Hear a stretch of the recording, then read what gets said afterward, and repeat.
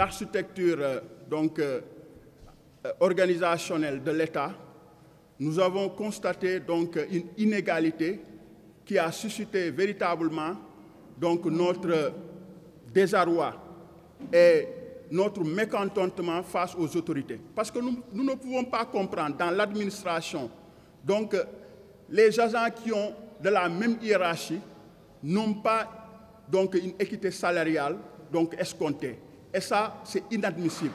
Dans la mesure où on constate que parmi, n'est-ce pas, les agents dans les autres ministères, donc il y a ceux qui ont déjà une indemnité de logement de 100 000.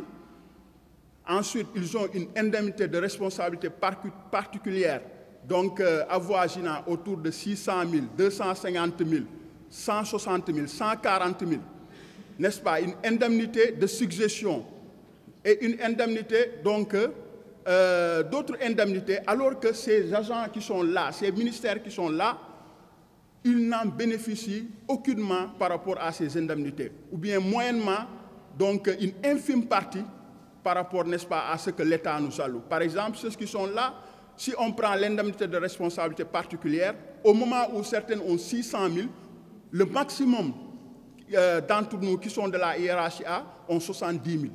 Imaginez donc cette inéquité salariale qui mérite, n'est-ce pas, donc, de parler avec l'État. Parce que nous ne pouvons pas comprendre.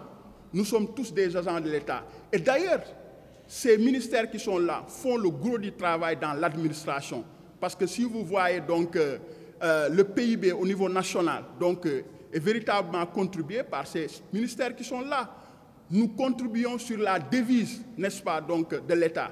Nous ne pouvons pas comprendre véritablement cette discriminatoire par rapport à l'État qui avait, comment dirais-je, avait commandité des études pour corriger cela.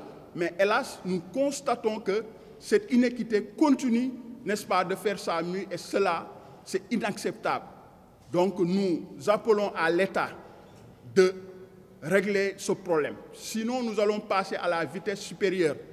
Donc je pense que nous avons une force incontestée et incontestable de paralyser le système. Et nous y parviendrons si l'État n'ouvre pas donc, les négociations pour s'asseoir autour d'une table et régler définitivement donc, cette question. Parce que le président a été clair. Comment le président, avec beaucoup de sorties, avec beaucoup de communiqués, n'est-ce pas, officiels, a bel et bien dit que les augmentations de tous les agents interviendront au mois de juin de façon conséquente et équitable.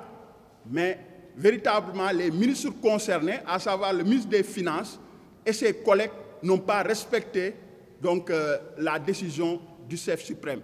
Et cela, nous disons, inacceptable.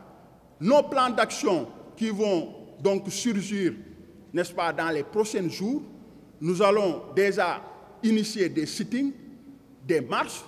Déjà après la fête de la Tabaski, nous allons déposer une demande de marche à la préfecture, n'est-ce pas, pour essayer de montrer à l'État du Sénégal qu'il doit corriger cette injustice. Nous ne pouvons pas continuer dans la mesure où chaque fois si l'État annonce des augmentations, une partie de l'administration alors en bénéficie.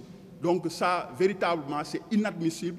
Et ces camarades qui sont là, qui sont engagés, déterminés et prêts à aller jusqu'au bout pour la satisfaction totale de nos revendications. Nous n'excluons pas de faire un dialogue avec l'autorité. Mais si, véritablement, dans un délai raisonnable, ce dialogue n'a pas été convoqué par l'autorité, je pense que nous allons unir toutes nos forces et paralyser le système de l'administration sénégalaise, ce qui sera donc véritablement un désastre pour les usagers.